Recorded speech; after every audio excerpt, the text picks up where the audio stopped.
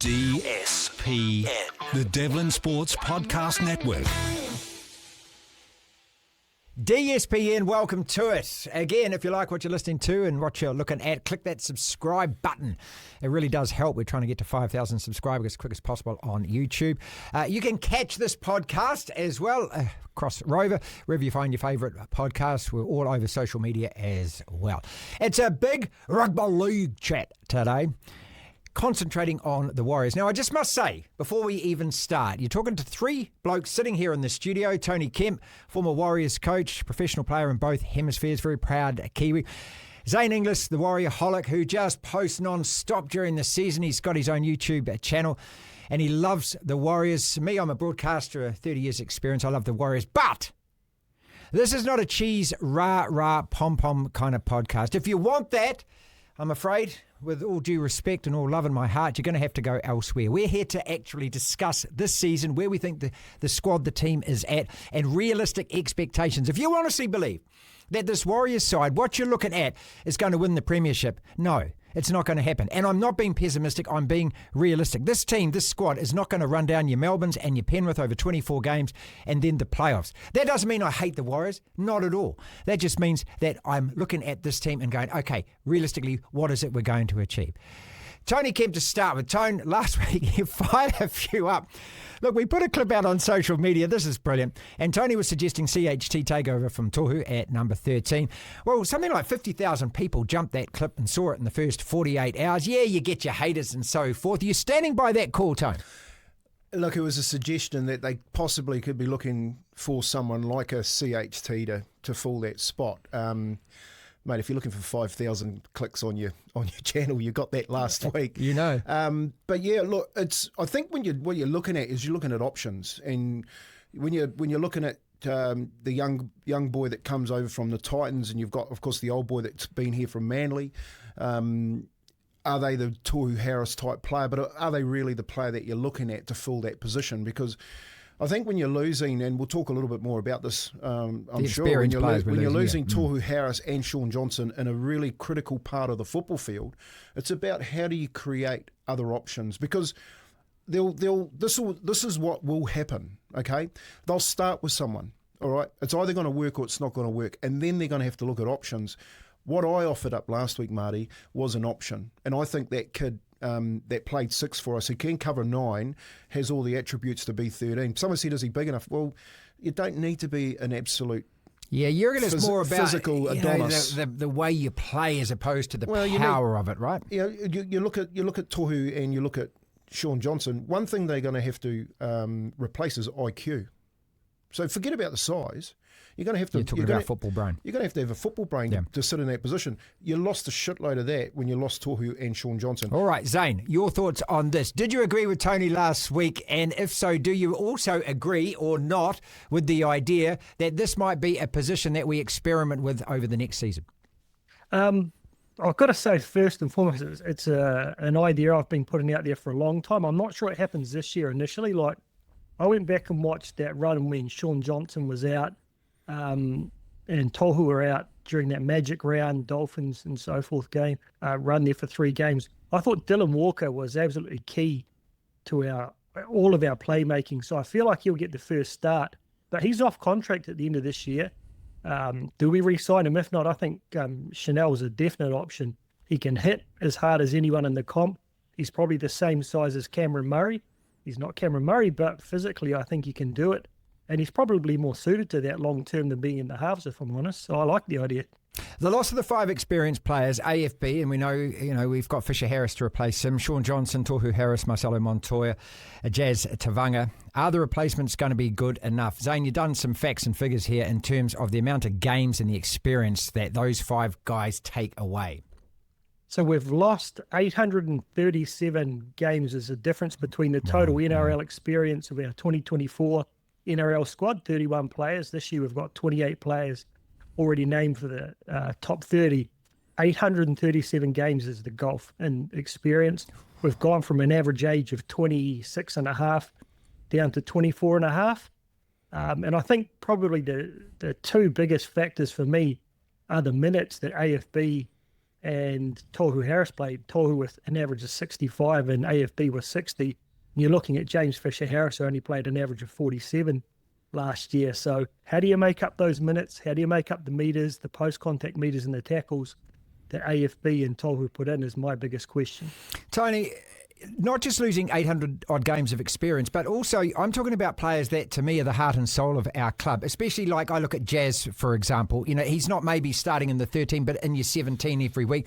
You're looking at Sean, who just brought so much more as opposed to, you know, just a player and playmaking as well. So, you know, whoever they put in, there's those two aspects, isn't it? Experience as well as what's going on in here for the club. Yeah, it's a valid point Zane brings up around the 800 odd games going. Every coach knows that you need experience in your side, especially to get you through the season, along with a hell of a lot of luck. So you don't want to lose a Fisher Harris, you don't want to lose a Walker, you don't want to lose a Mitch Barnett this year, because as your age and your average age comes down, the lack of experience and getting week in, week out, wheels rolling, rubber on the ground, becomes a lot harder to do when you've got young players playing. I know there's some very good young players coming through, but are they ready for that week in, week out grind? That's probably another couple of years away. What the question you're really asking is the DNA of the club strong enough to survive this year? In a long-winded way, you're right. Yeah. You know, so you're bringing in someone in Fisher Harris that has great DNA, but he had a number of good people around him. All right, so you're talking Nathan Cleary, Isaiah Yell that connected the middle of the park for him, but then he had Leota come off and played around that same type of time with him, and then that bench that they had, the bench comes off for Penrith, they go and play for Australia. you know. That's what I'm saying about our squad compared to theirs. So people. when you're comparing apples for apples, it's apples with pears. That's what you're getting with Fisher Harris. What we want from Fisher Harris is he's going to have to play longer time. All right, and he's not going to be, the thing that we've seen with AFB is that he gets frustrated. You know, when things didn't go their way, he starts to get frustrated. They start to throw their toys out of the cot. I saw that a couple of times last year when tries were being scored. Sean having a crack at people. We can't afford that. That's part of that DNA. We can't afford that to happen, because you're going to be a younger side with players that aren't used to what they're going to be getting, and whether or not they can stay calm throughout that period over 24 rounds to get them to the top 8. March 2nd, it all kicks off, and we open the NRL season in Vegas as well, against Canberra. On that point, Zane, does this then lead to thinking that this season, and I hate to talk about this stuff because I to me it's about wins, and I want this to look. Is it a development season, or how much of it is going to be a development season? And is that a defeatist way of looking at this season? Because we go, I don't want to sit here and say, okay, well, this season here's our ready-made excuse already, because we aren't replacing like for like with those players. And also a second point on that is a lot of people will look at when we did have all those injuries and we beat bloody Penrith and we played our pants off in 3 games. But a lot of those guys couldn't sustain it then for, say, the next 5 or 6 games. So there's a lot of questions in there. But let's go back to the first one, simply being, are you looking at it being more of a development year for the Warriors, and is that a defeatist attitude? Yes and no. So, look, I think we've discussed this many times that we have to be realistic. 2023 gave us false hope. Webby thought he could do it with that group. He got pretty close, but last season's, by all accounts, once we started to lose a couple, you got those personalities pointing fingers at each other. Some of those senior players were kind of going at each other. So he realised he didn't have the squad. And I've always thought it's going to take 3 to 5 years to build this depth to compete consistency, because we didn't have juniors for 3 years. So you've got the Dimitri Vaimagas, the Leka Halasimas, all these guys coming through now who are the next step up. But there should be 2 or 3 years worth of New South Wales Cup guys between them and the players in the NRL now, which we don't have. So you can't expect, like Tony said, to get these guys at 20, 21 years old to come in and play week in, week out footy. So you have to accept that that's the reality. And it's interesting to see both Cam, George and Cappy have come out publicly and said they're not going to replace Tohu with an external recruitment. They're going to back these young guys. So I think that's an acknowledgement. They're desperately going to try and make the 8, but they're investing in 2026, 2027. Once these guys, that are now 21, 22, are mid-20s, they've played maybe 30, 40 great games of NRL coming in spits and spurts, but it's definitely a development year. There's no other way to look at it. Is that excuse-making, Tone? Well, the word defeatist, that you used is, I don't like it when you're talking about this being a development season when you haven't even kicked the season off. Let's get the first thing right. Every coach sitting here wants to win the NRL. All right, and whether you've got the stock, that's irrelevant. You've had years, and we're talking about the Warriors. I don't talk about the last 3 years pre-COVID. We're talking that they came to the competition in 1995, and like Cronulla, they're going on this journey where they can't get a competition. So it's. Cronulla did win it. Let's be honest. Okay, they did win it. It did, but it took them longer than we've been going so far. For sure. So you put it into that type of context. What you got to then look at is what sort of club do we want to be. All right, because when you're talking development, look at Katoa. Okay, so he was 20 odd young years off to Melbourne, becomes second rower of the year, and destroyed us last year. You look at Ali Lautiti. So if you go back to our day, you look at Ali Lautiti. Went over to England. He won everything under the table, and left at a time when he was at the peak of his power, the peak of his career. Yeah. All right. So when Zane's talking about development and being a development club, I think first and foremost with the DNA that you're talking about is actually stop looking to put people in key positions, all right, that will eventually either age. I'm talking at the moment. We've got Nuakore, Barnett, Walker, all right, that haven't been playing in New Zealand and gone, and look to those young blokes and play them. And give them their chance. All right, stop saying that kids can't play. Brad Fittler, 18 years old, comes into the competition. Yeah. You know what I mean? You've got kids that around the likes of Barnett and Nuakore, put them in the middle of the park and give the young bloke the position on the outside of them. Well, Zane, you've the guy that spends so much time looking at all of these players and studies, our can I call it a junior side or our reserve sides a lot more than most, and so you're much more familiar, is what I'm trying to say, with most of these players. Do you have the confidence that if they get given the confidence that they can have a really good run in this team, and that it's not a handicap playing these guys? I don't think so, because you go back and look at the Broncos, what was it, 3 years ago, they played all those 20-year-olds. They might have got hammered, but look what happened 2 years after that. But what excites me is I'll give you the list here just off the top of my head of our young middles that, if they were given a chance, could step into NRL.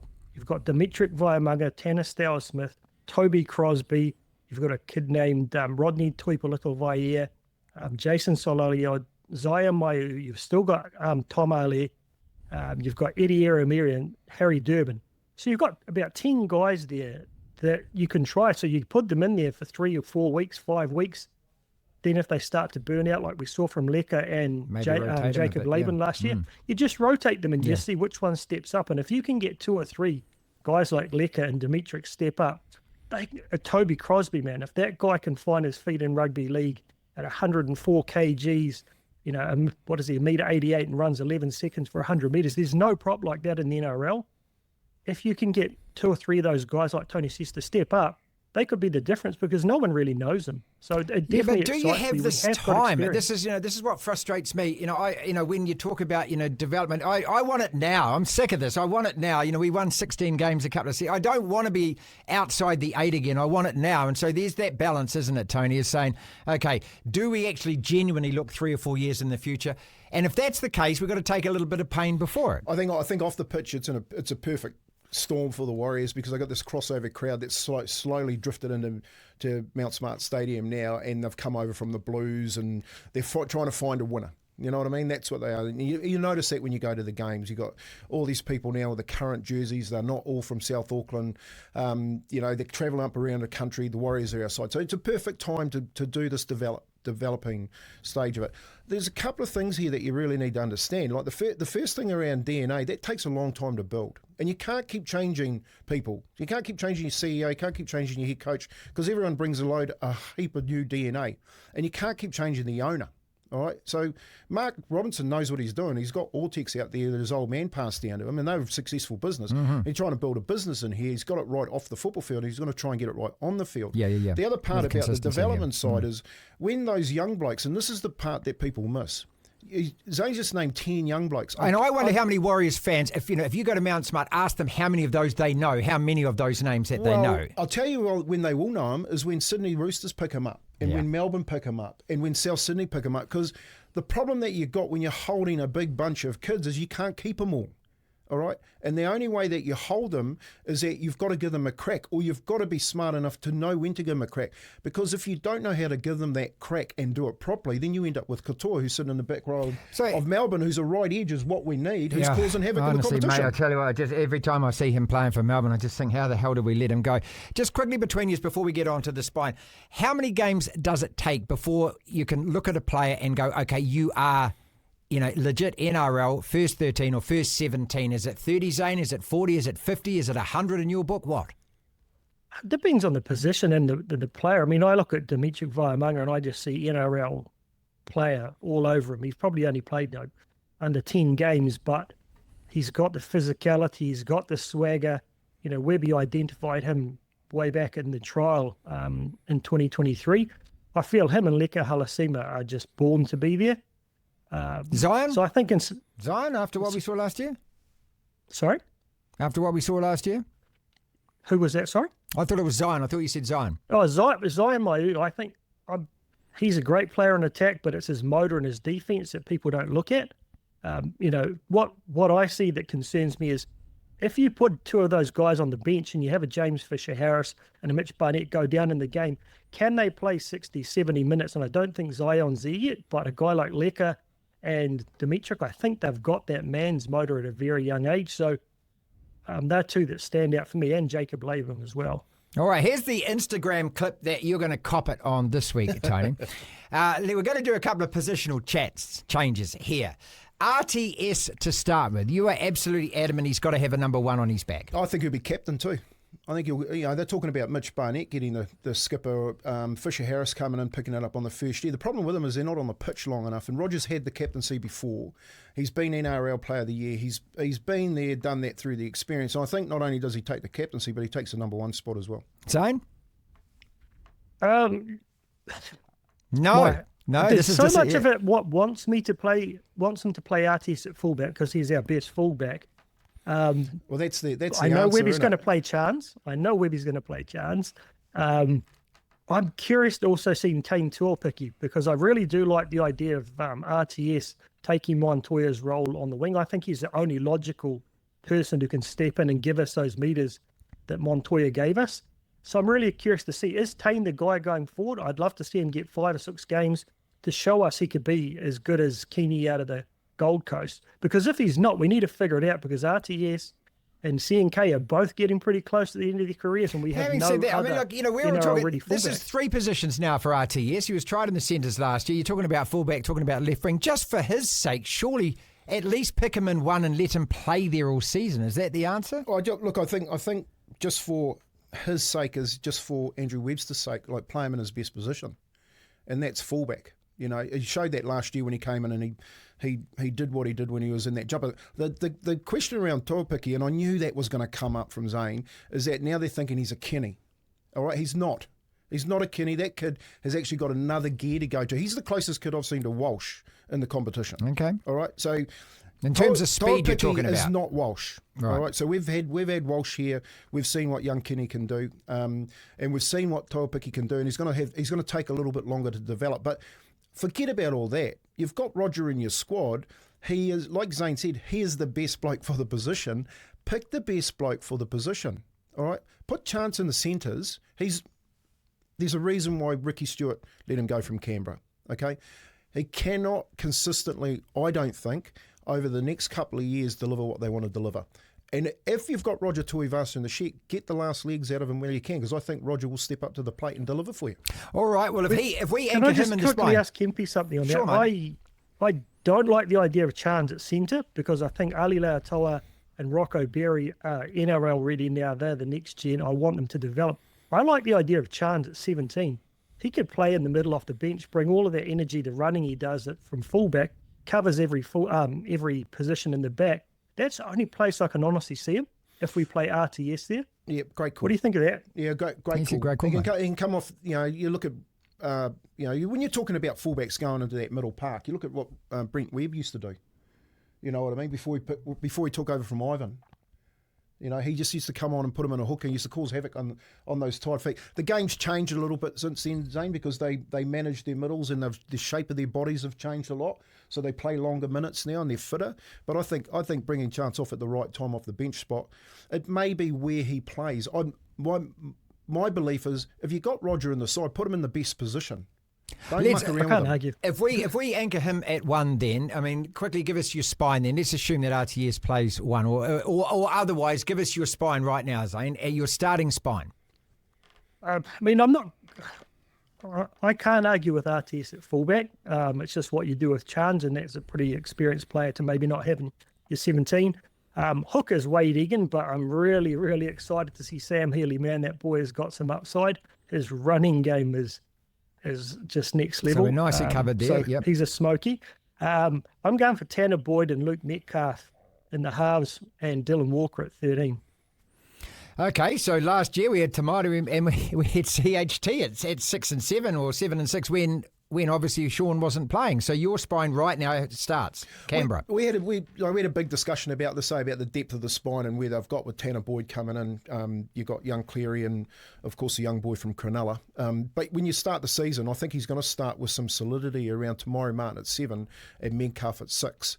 The problem that we had was our attack was really predictable. Yep. So it became right at the beginning of the season we were going all right, and Wade Egan was being talked about Origin. Yeah, he was. And then he fell off right at the back, yeah. and he probably would have ended up down outside the 8 best hookers in the competition. We need something in that 9 jersey, and I'd like to see Sam Healy get a crack in there. Will he get a crack early on? I don't think so. Wade Egan's got a lot of pressure on him at 9.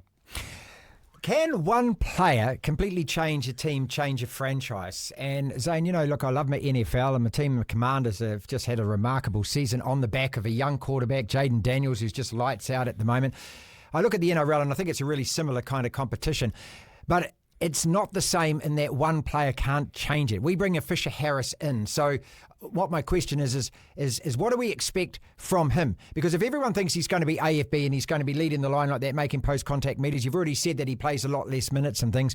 That guy especially, is it like for like, and can he really invigorate this team of young players? Definitely not like for like, completely different players. You won't get the same numbers, but like Tony mentioned, AFB would lose his rag a little bit, lose his motivation, and he just wouldn't shift on defence. And a lot of times that will result in tries. A lot of people didn't notice that. You'll never get that from James Fisher-Harris. And I think him and Mitch Barnett will set the standard in there. All last season, Mitch Barnett was a guy who was screaming at those guys when they were behind the 8 ball and so forth. And I know you're going to get that from James Fisher-Harris. So it's the leadership, the mana, the work ethic that he brings that at times, I think AFB, he was the best forward in the comp last year, but I think he still had 15% in him because sometimes he dropped off. That's what I'm looking for from James Fisher-Harris. Yeah, look, and that's you know him too well, Tone, as well, so you know what kind of bloke he is. That's a really good call from Zane. Look, I think the first thing he brings is around mana. All right, so I'm not worried about AFB. I think he replaces Tohu. I think that's the like for like. Okay. You're gonna get Fisher Harris around training. The best thing for the Warriors at the moment, they got knocked out of the 8. They've had extra time in the training pitch, and they're gonna hit the season really, really fit. And the other part about that is the 5 changes that they've missed. They've had an opportunity to spend longer together and get to know each other and get prepared for the kickoff of the season. And how important is that? Oh, super important. You know, because when you're talking internationals at the end of the year, then you're talking player agreements which don't allow them to come back till after Christmas, and we're talking first kickoff 4th of February. It's not enough preparation time when you're playing internationals at the end of the year. Yeah. So from Fisher Harris' point of view, it's such a valuable signing given the I guess the context that you're talking around developing a side for the future, because there's no one more better for that position, coming off 4 premierships, being stuck in the middle of the pitch, and this is the key. Forget about all the other shit that's going on in the background. If the middle don't step up, if Barnett, Nuakore, Tom Ale, whoever else they want to play in there alongside Fisher Harris don't do their job in the middle, then that spine that we got ain't getting anything done. We've got 3 questions to go, and I'm going to leave you, actually, give you a little time to think about this, because I know that we're going to probably cop a fair bit by saying this. I think it's time that the whole Up the Wires thing got ditched. I think it's 2 years old, and I think that we need something new there, because honestly, I just think, I'm over it already. Maybe it's my 30-second attention span, dick pic Instagram life that I live these days. Before we get onto that, though, I started this whole thing by saying or asking realistically, what do we expect from this year? What do we want from this year? What do we demand from this year? What is the bare minimum for you, Zane? So, I mean, going back to my statement about a development year, I know Webby's not going to go in there saying to anyone this is a development year. I think maybe behind the scenes him and Cappy will talk about it, but he will be out there trying to win every game. And I think if we can keep a core of our key senior players on there, we get these young guys delivering, we should make like around the 8. And that's a bare minimum I think we want. And don't get me wrong, I want us to win the comp. I have dreams of something happening and we have a run like 2023 that no one expected. We make the 6, but bare minimum has got to be to make the 8. And I think it's possible, but we can't have the injuries we've had over the past 2 years. Tony, so I asked you the same question, and I said right at the beginning, I can't see us chasing down Melbourne and Penrith, and it's not being an ass by saying those teams are just ahead. It's like me saying my Man United side is winning the title. It's not winning the title. I'd love it to happen, but it's not. Look, and then you add to that, you got your Roosters, you got Cronulla who are 3 and 4, you got your Dogs, North Queensland, Manly, a resurgent South. Parramatta aren't going to be sitting still on this. Raiders, who missed by a points differential. Brisbane, of course, who had a shocker of a season last year. And I'm even thinking St. George, because how long are they in the doldrums for? So you stack, I've just given you 10 names, then the Warriors as well, and we're fighting amongst all that. So realistically, where do we wriggle ourselves? Yeah, look, I think it'd be surprised too where Brisbane are at the beginning of the year, because they're another team that got knocked out and had plenty of time on the sidelines to get things right. Geez, if they make the 8, I think you'd call that a success this year. I think you've got to be pushing around the 8 after last season. It's really tough. You can stack blocks up against why they shouldn't make the 8, but if they do make the 8, I think you can talk about what Zane's talking and go, well, for the future now, it's about holding that group together, of young players and picking the eyes out of them and making sure that they're your Barnetts, your Norcoreas, your Walkers, your Toru Harrises and your spine players that come through. Can they do it? Look, I look at it this way, Marty. I think this year is really opportunistic. That's a good word to use. I like that. I think given the fact that there is only really a couple of good spines in the competition, and that there's players in those spines to come back and strengthen them. If they go down injured, if Cleary goes down injured, if Hughes goes down injured, I think the Warriors in and amongst the other spines, because a lot of them are having some issues, are in a real have a real opportunity to push some wins and put some wins on the ball, given that the way that the draws worked out for them. It was a very favourable draw. On paper it is a favourable draw. I mean, I always look at that, Zane, and I always think, I worry about when anyone looks at it and goes, oh, we're going to beat these teams, or we're going to beat these teams, we're going to beat these teams, because we know every year, 3 drop out of the 8? That's a given. And I just gave you a whole list of teams with a whole lot of reasons to want to drag themselves from last year's position into that 8. Oh, mate, it's so unpredictable, because I've said, there's so many teams that if they lose 1 or 2 key players, like Tony said, that they could be fighting for the spoon, but if they don't, they could be fighting for top 4. It's that bloody tight, and I just don't know what to expect from all of the other teams. Like you said, St. George, the Tigers have both levelled up, but St. George have levelled up with old guys. They still don't have the attack. The Tigers have got some great players, but they've still got cultural issues. The Knights have got no bloody halfbacks. I didn't even mention your mind. Who knows what's going to happen, man? It's so hard to predict. All right, then, let's leave it with Up the Wires. Are you happy still with this? I mean, it's meaningless, isn't it? I mean, if people want to say Up the Wires, they're going to say Up the Wires. But every time I hear that these days, I don't know, I feel a little cringy. I kind of think to me, it reminds me of a season that was fantastic when everyone jumped the bandwagon. We aren't there right now. Remember when Lowy walked the Kiwi team down Queen Street? I remember this 1985 after we lost at Carlo Park when Rebo broke our hearts. What happened? What happened is, and I was there that day, people came running. It was like watching David Tua walk down the street. People came running to shake hands, to pat on the back, to say how much we love you guys, right? The last couple of years has sort of been like that, isn't it? The Warriors have been marched down the streets of New Zealand, and every Tom, Dick and Harry, while we got 50,000 views last week, have all of a sudden become Warriors supporters. You've got rocks in your head if you think they're getting rid of Up the Wires. Okay. I think they haven't made enough of it. All right. I'm wrong on that. And that'll be the first time today. I'd love the Up the Wires, or whatever that marketing strategy is, taking over I bet you the All Blacks are sitting there going, what are we going to say? You know what I saw? I saw a number plate the other day. It had All Blacks spout Orblax. Yeah. And my, That's you know, the brilliant. first thing I thought Obelix from the Asterix and Obelix books. I think of David too, and for awesome. If But that's we the all case. know what up the wires is, and long All may it right, live. okay. In that case, So I'll back can I off on just that. share a bugbear about that, guys? I hate being critical, but this is something that's really bugged me, and a whole lot of people have contacted me. Is I feel like they've got complacent. I mean, Martin, you've given them shit about putting all this, Instagram, TikTok shit over the, it's not what they I should just be want some focused on, but realism they attached to it, haven't mate. I over just the want some off-season. realism attached to it. That's all I want. I just want, people to analyse, theorise, criticise this team honestly, because you can do that from a place in your heart where you still love your team. But I don't get into the whole kind of fandom thing of saying, if you criticise your team, you're not a fan. No. See, that's the reason why you two blokes look like you're 60 and I'm 30, because back in the old days, they had a coach, a manager, and an assistant coach. Now they've got a marketer, a camera holder, and a social media manager all following the team around every single day. You've got to get used to it, boys. It's just the way things are going. No, Did what you, I'm did you, saying did is you they hear Did you hear didn't Baron put Trump any yesterday? I heard Trump They yesterday. He bloody claimed that Ernest Rutherford split the atom for the... No, he didn't. He actually said the What did United he- States split the What atom. did he say about Baron Trump? He said, Dad, you need to get on TikTok because that's where all the young people are. I thought they'd ban that in the Guys, States. that's not what I'm saying. What I'm saying is they did nothing over the entire off-season to engage the fans. There was almost no content. Everything they put out of these flashy reels, but the fans want to see what the hell is going on with this team. Who's coming? Who have we got? And I feel like they got complacent. They need to They provide didn't- you just some they real didn't kind of put it- qualitative analysis. Do you think, Zane, because that's a really good point, do you think, every year they've been pulled over the coals for blowing their trumpet too much? Now what you're saying is you're not blowing it enough.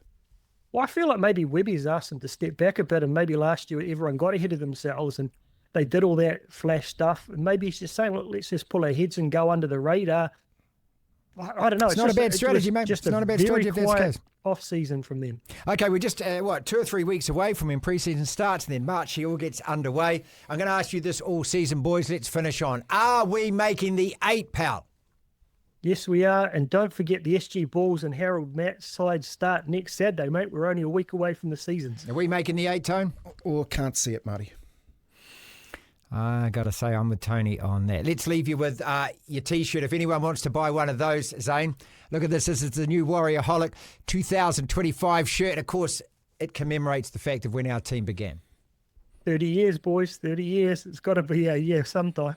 DSPN.